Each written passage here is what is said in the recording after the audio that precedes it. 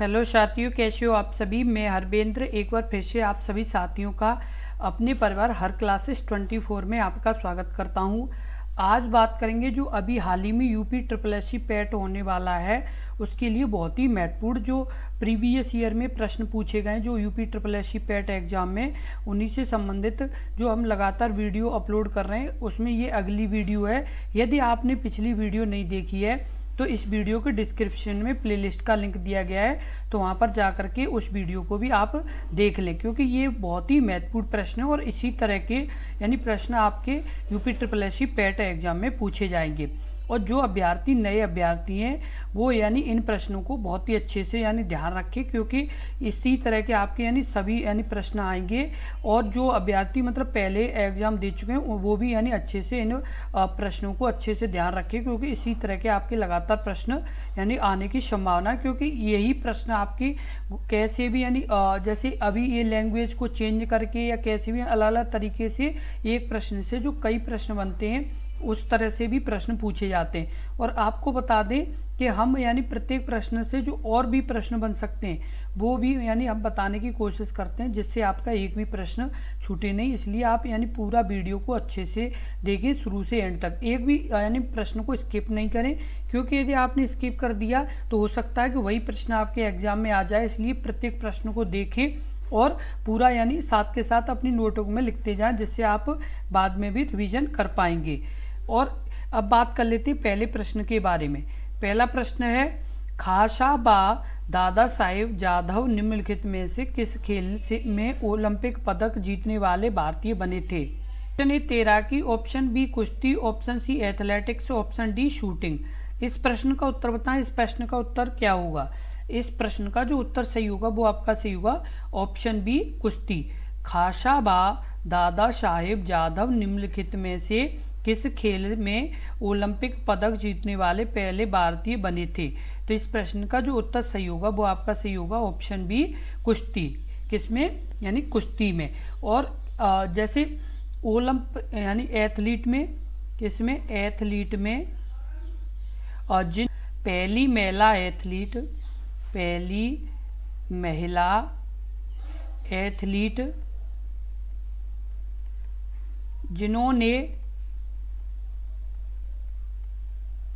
Olympic में पदक जीता वह कर्दम मल्लेश्वरी। कौन? कर्दम मल्लेश्वरी कर्दम मल्लेश्वरी ने यानी किन्ने यानी कर्दम मल्लेश्वरी ने पहला पदक जीता था। महिला यानी उसमें किसने यानी पहला पदक जीता था? तो कर्दम मल्लेश्वरी ने पहला पदक जीता था ओलंपिक में। पदक किसमें? ओलंपिक में पदक जीता था किसने? कर्दम मल्लेश्वरी ने। और ये यानी इन्होंने यानी कब भाग लिया था? तो ये भाग लिया था सन 2000। कब? सन 2000 में। और कहाँ पर? सिडनी में जो ओलंपिक हुए थे उसमें इन्होंने भाग लिया था। और कब? सन 2000 में। और तब इन्होंने किसमें यानी पदक जीता था? तो 69 किलोग्राम। किसमें? यानी 69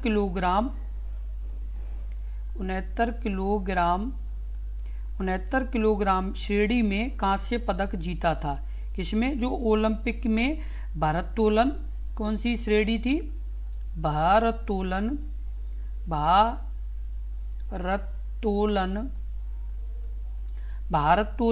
में महिला की 69 किलोग्राम श्रेणी में क्या जीता था? कांस्य पदक। क्या? कांस्य पदक।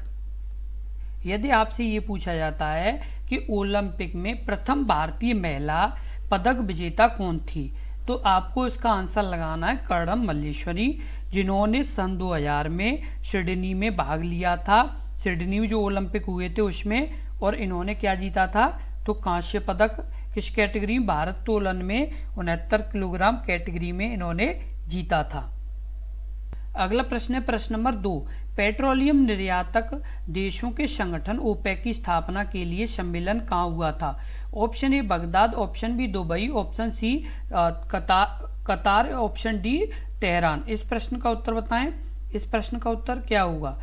इस प्रश्न का उत्तर कमेंट बॉक्स में लिखें। इस प्रश्न का उत्तर क्या होगा? इस प्रश्न का जो उत्तर होगा वो आपका सही होगा ऑप्शन ए, बगदाद। पेट्रोलियम निर्यातक देशों के संगठन ओपेक के लिए सम्मेलन कहाँ हुआ? तो बगदाद में हुआ था। और आपको बता दें कि जो ये यानी इसकी स्थापना हुई थी वो कब हुई थी? तो हुई थी सितंबर 1960 में। कब? सितंबर 1960 में हुई थी। और इसका जो प्रभाव शुरू हुआ था, वो शुरू हुआ था 1961 से। कब से? 1961 से इसका प्रभाव शुरू हुआ था। और आपको यानी बता दें कि इसमें एक और बहुत ही यानी महत्वपूर्ण चीज़ है, वो है सदस्य देश। सदस्य यानी इसमें कितने यानी देश हैं? तो इसमें सदस्य देश हैं 13। कितने? 13 सदस्य देश हैं। उसके अलावा आपको बता दें कि इसकी आधिकारिक भाषा है वो क्या है? अंग्रेजी है। क्या है? अंग्रेजी है। और इसका जो मुख्यालय है, क्या? मुख्यालय है वियना। क्या है? वियना। और वियना कहाँ पर है? तो ऑस्ट्रिया में। किसमें? ऑस्ट्रिया में यानी वियना है। और वियना में क्या है? मुख्यालय किसका? ओपेक का। और ओपेक यानी कहाँ पर है ये? तो इसका मुख्यालय यानी हेडक्वार्टर कहाँ पर है? तो वियना ऑस्ट्रिया की क्या है? राजधानी है। और यहीं पर क्या है? इसका मुख्यालय है पेट्रोलियम निर्यातक देशों के संगठन का। अगला प्रश्न, प्रश्न नंबर 3। भारत के पहले नियोजित आधुनिक शहर की आधिकारिक भाषा निम्नलिखित में से कौन सी है? Option A Angrezi, option B Hindi, option C Punjabi, option D Haryanvi. इस प्रश्न का उत्तर बताएं। इस प्रश्न का उत्तर क्या होगा? इस प्रश्न का उत्तर होगा ऑप्शन ए यानी अंग्रेजी। भारत के पहले नियोजित आधुनिक शहर की आधिकारिक भाषा निम्नलिखित में से कौन सी है? तो अंग्रेजी है। जो ये नियोजित आधुनिक शहर होता है वो ये होता है कि जो शहर जो मतलब पूरी तरह से यानी क्या है? विकसित नहीं है। क्या है? विकसित नहीं है, तो उसे एक योजना के तहत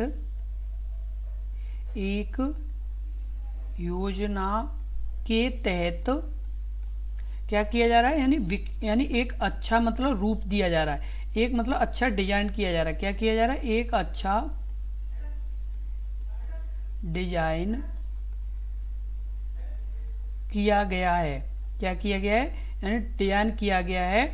उसे ही क्या कहते हैं? नियोजित आधुनिक शहर कहते हैं। क्या कहते हैं? नियोजित आधुनिक शहर कहते हैं। प्रश्न नंबर 4। निम्नलिखित में से किससे संबंधित एकमात्र उदाहरण है जब भारत के राष्ट्रपति ने अपनी वीटो शक्ति का प्रयोग किया? ऑप्शन ए हिंदू कोड विधेयक, ऑप्शन बी दहेज निषेध विधेयक, ऑप्शन सी PSU विनियोग विधेयक, या ऑप्शन डी भारतीय डाकघर संशोधन विधेयक। इस प्रश्न का उत्तर बताएं। इस प्रश्न का उत्तर क्या होगा? इस प्रश्न का जो उत्तर होगा वो आपका सही होगा ऑप्शन डी भारतीय डाकघर संशोधन विधेयक। क्या सही होगा? भारतीय डाकघर संशोधन विधेयक पर यानी राष्ट्रपति ने अपनी वीटो शक्ति का प्रयोग किया था। आपको बता दें कि 1986 में, कब? 1986 में जो राष्ट्रपति थे ज्ञानी जेल सिंह। क्या नाम था? ज्ञानी जेल सिंह। इन्होंने ही क्या किया था? इन्होंने डाकघर संशोधन विधेयक पर वीटो पावर का प्रयोग किया था। कब?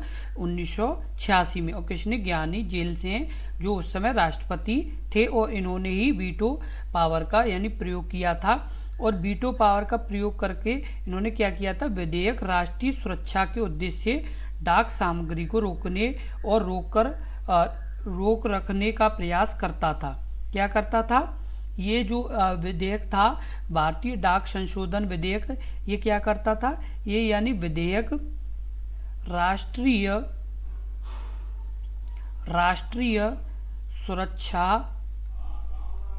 सुरक्षा के उद्देश्य से डाक सामग्री को रोक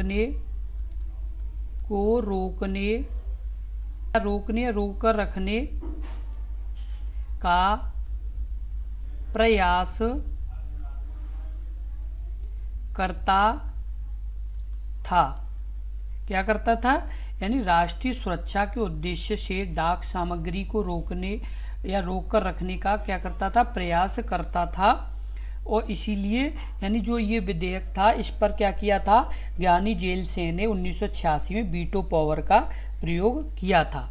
और आपको बता दें कि ये इनका जो कार्यकाल था वो था इनका 1982 से लेकर के 1987 तक। कब तक था? 1987 तक इनका कार्यकाल था। ये मतलब कब तक राष्ट्रपति रहे थे? 1982 से लेकर 1987 तक। अब जैसे आपके माइंड में आ रहा होगा कि ये वीटो यानी जो शक्ति है वो है क्या, यानी जो वीटो शक्ति है इसका मतलब क्या है? वीटो शक्ति का मतलब ये है किसी एक व्यक्ति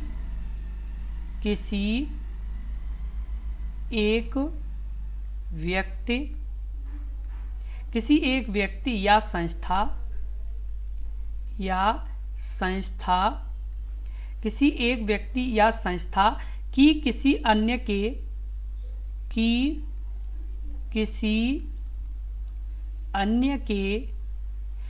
अन्य के आधिकारिक कार्य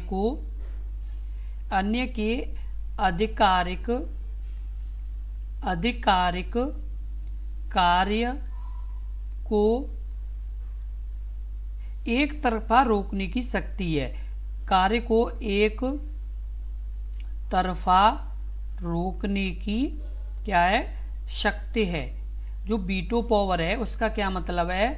किसी एक व्यक्ति या जैसे संस्था की किसी अन्य आधिकारिक कार्य को एक तरफा रोकने की शक्ति को वीटो शक्ति कहा जाता है। जो लैटिन शब्द में मैं निषेध करता हूँ, जिसका क्या मतलब है? लैटिन शब्द में मैं निषेध करता हूँ, किसका? वीटो शक्ति का। जो लैटिन में यानी मतलब है वो ये है कि मैं निषेध करता हूँ। उसके अलावा आपको बता दें कि जो भारत के राष्ट्रपति हैं, किसके? भारत के जो राष्ट्रपति हैं उनके यानी पास भी कुछ महत्वपूर्ण वीटो पावर हैं, जिसमें आपकी है पूर्ण वीटो। उसके अलावा है निलंबन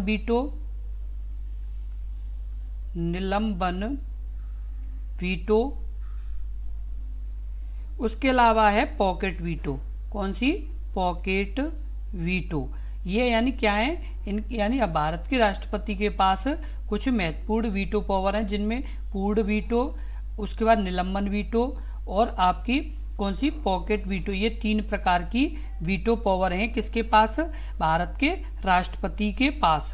और आपको बता दें विश्व स्तर पर बात की जाए तो आपकी जो संयुक्त राष्ट्र सुरक्षा परिषद है, क्या है? संयुक्त राष्ट्र सुरक्षा परिषद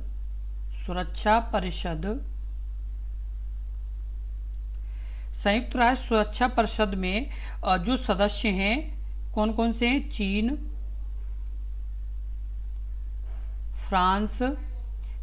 फ्रांस, उसके अलावा रूस और यूके और यूएसए। और क्या? यूएसए भी किसी प्रस्ताव को पास होने से रोकने के लिए वीटो का इस्तेमाल जैसे कर सकते हैं। जो जैसे चीन है, फ्रांस है, रूस है, यूके है और यूएसए, इनके पास यानी किस तरह की वीटो है? तो ये पूर्ण वीटो है। किसकी? यानी पूर्ण वीटो है इनके पास। लेकिन भारत के पास क्या है कि कुछ ही यानी वीटो हैं, जिसमें आपकी पूर्ण वीटो, निलंबन वीटो और पॉकेट वीटो। लेकिन इन 5 देशों के पास यानी बहुत ज़्यादा यानी वीटो पावर है किसके पास? जो ये संयुक्त राष्ट्र सुरक्षा परिषद के सदस्य हैं। इसलिए यदि भारत भी संयुक्त राष्ट्र सुरक्षा परिषद का यानी 6वां सदस्य देश बनता है तो उसे भी यानी क्या होगा? वीटो पावर का यानी ज़्यादा इस्तेमाल करने को मिल पाएगा। अगला प्रश्न है प्रश्न नंबर 5। ऋषि मुनि के अनुसार पुरानी पवित्र नदियों सरस्वती के नाम या दृष्टवर्ती के बीच का भूभाग से जाना जाता था। Option A Brahmavarta, option B बर्डावर्त, ऑप्शन सी इंद्रप्रस्थ या ऑप्शन डी तक्षशिला। इस प्रश्न का उत्तर बताएं। इस प्रश्न का उत्तर क्या होगा? इस प्रश्न का जो उत्तर होगा वह आपका सही होगा ऑप्शन ए ब्रह्मवर्त। ऋषि मुनि के अनुसार पुरानी पवित्र नदियों सरस्वती के नाम और दृश्य देववती के बीच का भूभाग किस नाम से जाना जाता था? ब्रह्मवर्त के नाम से जाना जाता था। अगला प्रश्न है प्रश्न नंबर 6। राष्ट्रीय समुद्र विज्ञान संस्थान NIU का मुख्यालय निम्नलिखित में से किस स्थान पर है? Option A Kochi Kerala, option B Dona Paula Goa, option C Mumbai Maharashtra, option D Visakhapatnam Andhra Pradesh. इस प्रश्न का उत्तर बताएं। इस प्रश्न का उत्तर क्या होगा? इस प्रश्न का जो उत्तर होगा वो आपका सही होगा ऑप्शन बी डोनापोला गोवा। राष्ट्रीय समुद्र विज्ञान संस्थान NIU का मुख्यालय कहाँ पर है? तो आपका है डोनापोला गोवा में। और आपको बता दें कि जो जैसे केरल है तो एक और आपके यानी जो प्रश्न बनते हैं वो आपके बनते हैं जैसे राजधानी भी पूछ ली जाती है कभी कभी राज्यों की। केरल की राजधानी क्या है? तो तिरुवनंतपुरम है। क्या है? तिरुवनंतपुरम है। और गोवा की पणजी है। उसके अलावा महाराष्ट्र की तो मुंबई है ही। उसके अलावा आंध्र प्रदेश की क्या है? तो आंध्र प्रदेश की है आपकी अमरावती। क्या है? अमरावती है। और आपको बता दें कि जो ये आपका ये जो संगठन है जिसका नाम है NIO, इसकी स्थापना हुई थी 1 जनवरी 1966 में। कब? 1 जनवरी 1966 में इसकी स्थापना हुई थी राष्ट्रीय समुद्र विज्ञान संस्थान की। अगला प्रश्न प्रश्न नंबर 7। निम्नलिखित में से किस भारतीय स्वतंत्रता सेनानी hands off for self culture नामक पुस्तक लिखी थी? Option A Rabindranath Tagore, option B Lala Hardayal, option C Lala Lajpat Rai, option D Bal Gangadhar तिलक। इस प्रश्न का उत्तर बताएं। इस प्रश्न का उत्तर क्या होगा? प्रश्न का जो उत्तर होगा वो आपका सही होगा ऑप्शन बी लाला हरदयाल। निम्नलिखित में से किसे भारतीय स्वतंत्रता सेनानियों ने हैंड्स फॉर सेल्फ कल्चर नामक पुस्तक लिखी थी? तो लाला हरदयाल ने लिखी थी। किसने लिखी थी? लाला हरदयाल ने लिखी थी। और इसका जो अन्य नाम से भी जैसे जाना जाता है तो वो जाना जाता है आत्म संस्कृत। किस नाम से? आत्म संस्कृत के नाम से भी इसे जाना जाता है। और उसके अलावा इसकी जो मूल भाषा है वो क्या है? यानी अंग्रेजी में इसे लिखा गया था। किसमें? अंग्रेजी में इसे लिखा गया था जिसका हिंदी में भी अनुवाद है। और ये यानी लाला हरदयाल ने लंदन जब यानी वो लंदन थे तब ये पुस्तक लिखी थी। कहाँ पर थे? यानी लाला हरदयाल जब लंदन में थे तभी इन्होंने ये पुस्तक लिखी थी जिसका नाम है हैंड्स फॉर सेल्फ कल्चर। कब लिखी गई थी? तो 1934 में। कब? ये पुस्तक लाला हरदयाल द्वारा यानी लिखी गई थी। और ये इसका क्या नाम है? Hands for culture. और ये पहली बार 1934 में लंदन यानी UK में प्रकाशित हुई थी। कहाँ पर? लंदन यानी UK में प्रकाशित हुई थी। और ये बाद में यानी कब? ये बाद में भारत में भी प्रकाशित हुई थी। और ये किसमें? हिंदी संस्करण में जिसका नाम था आत्म संस्कृत। यानी हिंदी जो संस्करण में है, हिंदी संस्करण में उसका जैसे नाम है क्या है? आत्म संस्कृत। क्या नाम है?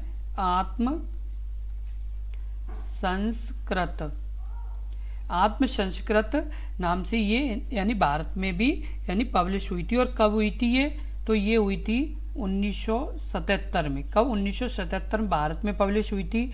और लंदन में 1934 में पब्लिश हुई थी जो अंग्रेजी भाषा में लाला हरदयाल ने लिखी थी।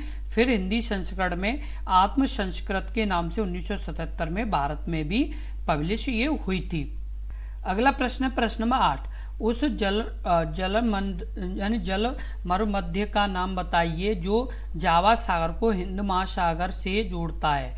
ऑप्शन ए फॉर्मोसा जलमंडरू यानी जल मरुमध्य, ऑप्शन बी आपका बोस्फोरस जल मरुमध्य या ऑप्शन मध्य, ऑप्शन आपका सी क्या है? तो सुंडा जल मरुमध्य, या ऑप्शन आपका डी है तो मलक्का जलमंडरू मध्य। ये आपके यानी प्रश्न के उत्तर हैं। तो आप इनमें से यानी प्रश्न का उत्तर बताएं कि इस प्रश्न का उत्तर क्या होगा। इस प्रश्न का जो उत्तर होगा वो आप बताएं। इस प्रश्न का उत्तर क्या होगा? कमेंट बॉक्स में लिखें इस प्रश्न का उत्तर क्या होगा। इस प्रश्न का जो उत्तर होगा वो आपका सही होगा ऑप्शन सी, शुंडा जलड मरुमध्य। क्या सही होगा? शुंडा जलड मरुमध्य इस प्रश्न का उत्तर सही होगा। कि ये किस देश के पास है? तो ये इंडोनेशिया। किसमें? यानी इंडोनेशिया। इंडोनेशिया। और यदि आपसे ये पूछा जाए कि इंडोनेशिया की राजधानी क्या है, तो जकार्ता है। क्या है? जकार्ता इसकी यानी राजधानी किसकी? इंडोनेशिया। और जो ये सुंडा जलमर मध्य यानी जलड मरमर मध्य है, तो ये कहाँ पर है? तो इंडोनेशिया की ये पास में है। अगला प्रश्न है प्रश्न नंबर 9। पंचवर्षीय योजना के किस संस्करण का उद्देश्य खाद्यान्न उत्पादन में तेजी लाना, रोजगार के अवसर बढ़ाना और खाद्य कार्य और उत्पादकता पर ध्यान केंद्रित करते हुए उत्पादकता बढ़ाना था, और वह बहुत ही सफल रहा। ऑप्शन ए 5वीं, ऑप्शन बी 6वीं, ऑप्शन सी 7 यानी प्रथम, या ऑप्शन डी 7वीं। इस प्रश्न का उत्तर बताएं। इस प्रश्न का उत्तर क्या होगा? इस प्रश्न का उत्तर कमेंट बॉक्स में लिखें। इस प्रश्न का उत्तर क्या होगा? इस प्रश्न का जो उत्तर होगा वो आपका सही होगा ऑप्शन डी 7वीं। पंच योजना का जो समय था वो था 1985 से लेके 1990। कब? यानी 1985 से लेकर 1990 तक ये चली थी। और इसका जो यानी मुख्य उद्देश्य था वो था सामाजिक न्याय। क्या था इसका मुख्य उद्देश्य? सामाजिक न्याय इसका मुख्य उद्देश्य था। अगला प्रश्न है प्रश्न नंबर 10। निम्नलिखित में से कौन भारतीय आर्थिक नियोजन के जनक थे? Option A doctor B R. Ambedkar, option B Mahatma Gandhi, option C M Visvesvaraya, option D doctor Norman Borlaug. इस प्रश्न का उत्तर बताएं। इस प्रश्न का उत्तर क्या होगा? इस प्रश्न का उत्तर कमेंट बॉक्स में लिखें। इस प्रश्न का उत्तर क्या होगा? इस प्रश्न का जो उत्तर होगा वो आपका सही होगा ऑप्शन सी एम विश्वेश्वरैया। निम्नलिखित में से कौन से कौन भारतीय नियोजन के जनक थे? तो एम विश्वेश्वरैया थे। भारतीय आर्थिक नियोजन के जनक थे। ये बहुत ही इंपॉर्टेंट प्रश्न है। किस तरह का प्रश्न है? बहुत ही इंपॉर्टेंट प्रश्न है। और आपने यदि अभी तक अपने इस YouTube चैनल को सब्सक्राइब नहीं किया है तो कृपया सब्सक्राइब जरूर कर लें, क्योंकि यदि आप सब्सक्राइब कर लेंगे तो आपको इसी तरह के महत्वपूर्ण यानी प्रश्न मिलते रहेंगे, जो आपके यानी यूपी SSSC पैट के लिए बहुत ही महत्वपूर्ण प्रश्न है। तो आपको ये लगातार वीडियो मिलती रहेंगी, जिससे आपका और अच्छा यानी स्कोर बन पाएगा आपके यूपी SSSC पैट में। और आपको बता दें कि आपके यानी इस बार बहुत ही अच्छी वैकेंसी आने वाली है, तो आप अच्छे से यानी मेहनत करें और इस बार स्कोर अच्छा करें, क्योंकि जब स्कोर अच्छा होगा तभी आप अगले यानी एग्जाम के लिए यानी क्वालिफाई कर पाएंगे, जो आपके यानी वैकेंसी आएंगी उसके लिए। इसलिए आप यानी ज़्यादा से ज़्यादा मेहनत करें और इसमें एक अच्छा स्कोर लाएं। अगला प्रश्न है प्रश्न नंबर 11। हिमालय का कौन सा भाग नदियों द्वारा लाई गई असंगठित तलछट बना है? ऑप्शन ए शिवालिक श्रेणी range, option B Assam Himalaya, option C Purvanchal श्रेणी रेंज, या ऑप्शन डी कुमायूं हिमालय। इस प्रश्न का उत्तर बताएं। इस प्रश्न का उत्तर क्या होगा? इस प्रश्न का जो उत्तर सही होगा वो आपका सही होगा ऑप्शन ए शिवालिक श्रेणी रेंज। हिमालय का कौन सा भाग नदियों द्वारा लाई गई असंगठित तलछट बना है? तो ऑप्शन ए सही होगा, शिवालिक श्रेणी रेंज बना है। अगला प्रश्न है प्रश्न नंबर 12। भारत में एशिया का पहला निर्यात प्रसंस्करण क्षेत्र EPZ कहाँ स्थापित किया गया था? Option A Falta Paschim Bengal, option B Kandla Gujarat, option C Visakhapatnam Andhra Pradesh, option D Santa Cruz Maharashtra. इस प्रश्न का उत्तर बताएं। इस प्रश्न का उत्तर क्या होगा? इस प्रश्न का जो उत्तर होगा वो आपका सही होगा ऑप्शन बी कांडला गुजरात। भारत में एशिया का पहला निर्यात प्रसंस्करण क्षेत्र EPZ कहाँ पर स्थापित किया गया? तो आपका किया गया कांडला गुजरात में। कहाँ पर? कांडला गुजरात में ये किया गया। और ये कब स्थापित किया गया था? तो 1965 में स्थापित किया गया था। कब किया गया था? 1965 में ये स्थापित किया गया था। और ये जो है इसका क्या है, ये इसे निर्यात उन्मुख औद्योगिकरण को बढ़ावा देने और विदेशी निवेश को आकर्षित करने के लिए ये स्थापित किया गया। ये किसके लिए ये किया गया था? इसे निर्यात उन्मुख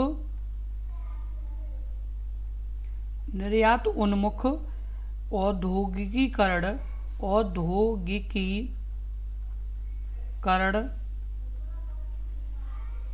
को बढ़ावा देने बढ़ावा देने और विदेशी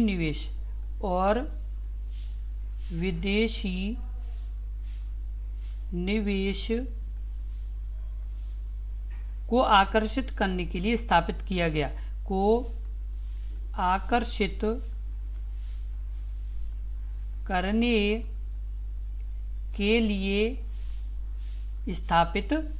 कब स्थापित किया गया? तो 1965 में ये स्थापित किया गया।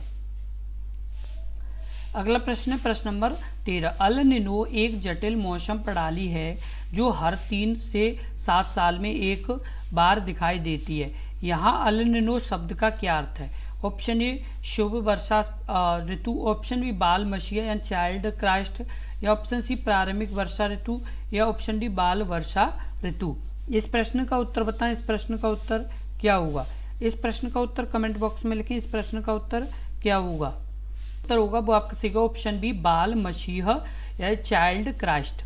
अल निनो एक जटिल मौसम प्रणाली है जो हर 3 से 7 साल में एक बार दिखाई देती है।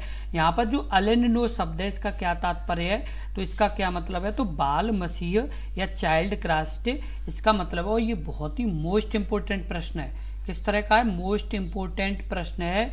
इस प्रश्न को आप जरूर ध्यान रखें क्योंकि ये पिछले भी एग्जाम में पूछा गया है।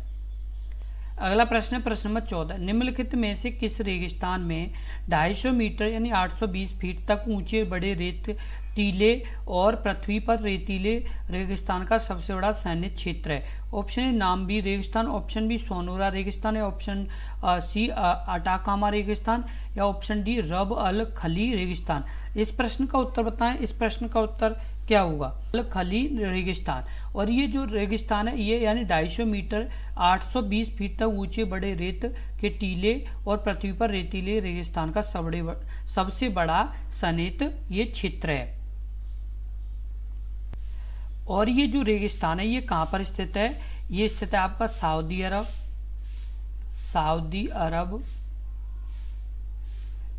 अरब, ओमान, उसके अलावा संयुक्त अरब अमीरात,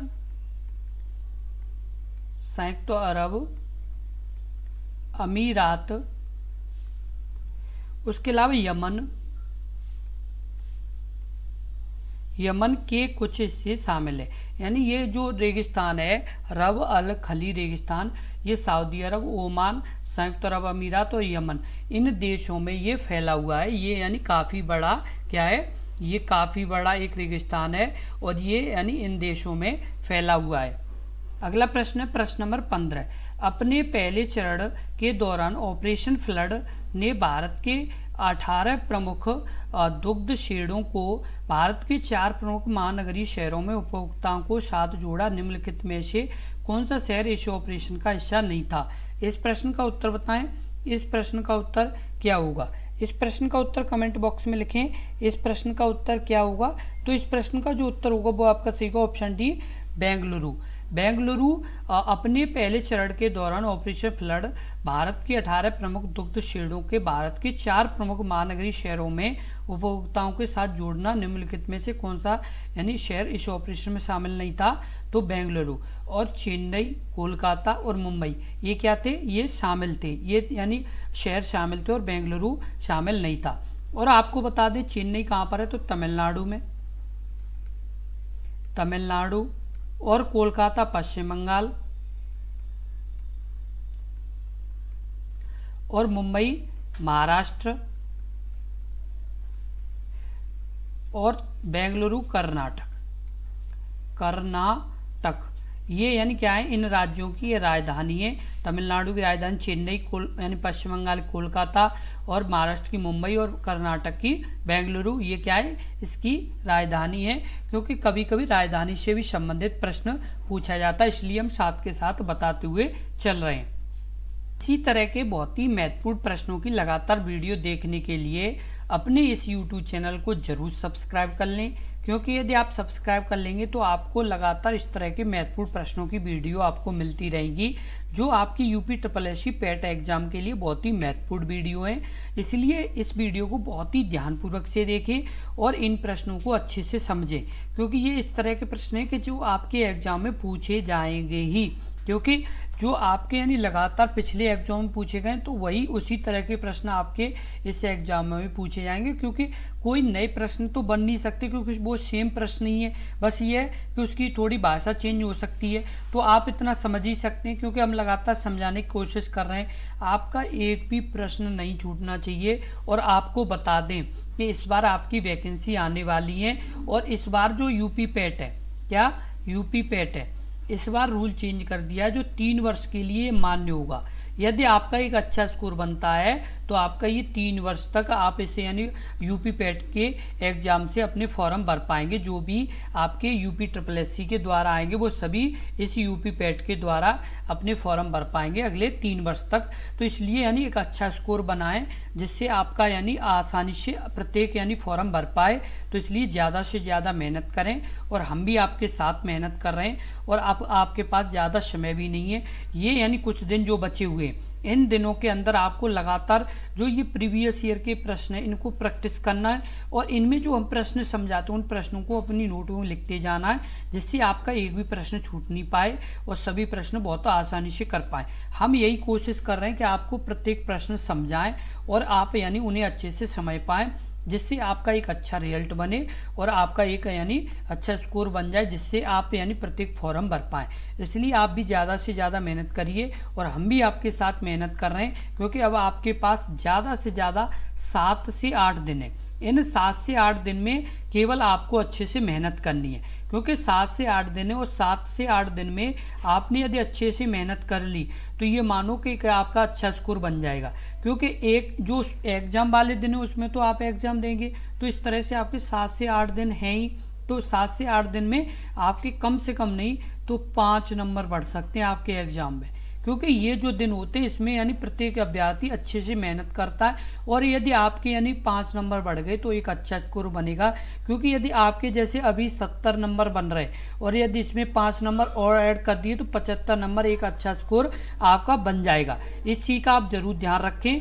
तो आप यानी ज़्यादा से ज़्यादा मेहनत करें, जितना भी आपका एक स्कोर बने उसमें 5 नंबर आप ऐड कर दें। इस तरह से एक तरह से आप ये माने, क्योंकि आप यानी जितनी मेहनत करेंगे उतना ही आपका स्कोर बढ़ता जाएगा, और ये 7 से 8 दिन आपके यानी एक स्कोर बढ़ाने के दिन है। इसलिए आप यानी अच्छे से मेहनत करें। और यदि आपने अभी तक अपने इस YouTube चैनल को सब्सक्राइब नहीं किया तो कृपया सब्सक्राइब जरूर कर लें, और इस वीडियो को ज़्यादा से ज़्यादा शेयर करें, क्योंकि शेयर करेंगे तो अपने ये परिवार से जो और भी अभ्यर्थी जुड़ेंगे तो उससे क्या होगा कि जो अभ्यर्थी जुड़ेंगे उससे अपनी एक कंपटीशन का पता चलेगा। क्योंकि कंपटीशन का कब पता चलता है, जब हम अन्य अभ्यर्थियों के साथ अपने प्रश्नों को करते हैं और अच्छे से यानी उन प्रश्नों में मेहनत करते हैं, तब पता चलता है। क्योंकि अकेले बैठ के प्रैक्टिस करने से क्या है कि ये नहीं पता चलता कि हमारा कैसा क्या चल रहा है। जब यानी अन्य अभ्यर्थियों के साथ यानी एक प्लेटफॉर्म पर मेहनत करते हैं तो उसमें ये पता चलता है कि हमारी लेवल कैसी चल रही है और अन्य अभ्यर्थियों की कैसी चल रही है। क्योंकि आप यदि लगातार जुड़े रहेंगे, जो अपने परिवार पर पहले से सदस्य उसके साथ साथ जो नए लगातार जुड़ रहे हैं अभ्यर्थी, तो उससे क्या है कि आपका एक कंपटीशन हो पाएगा। जब कंपटीशन होगा तो आपको खुद पता चलेगा कि हमारी अभी किस तरह की पढ़ाई है और अभी हमें और कितना सुधार करना होगा। इसलिए आप लगातार जुड़े रहें, और यदि आपको वीडियो समझ में आई हो और अच्छे से प्रश्नों को समझ पाए हो तो कृपया वीडियो को लाइक जरूर कर दें, क्योंकि यदि आप लाइक कर देंगे तो हमें ये समझ में आ जाएगा कि आपको हम अच्छे से समझा पाए इन प्रश्नों को, और आप भी अच्छे से समझ पाए। इसलिए वीडियो को लाइक जरूर कर दें। धन्यवाद।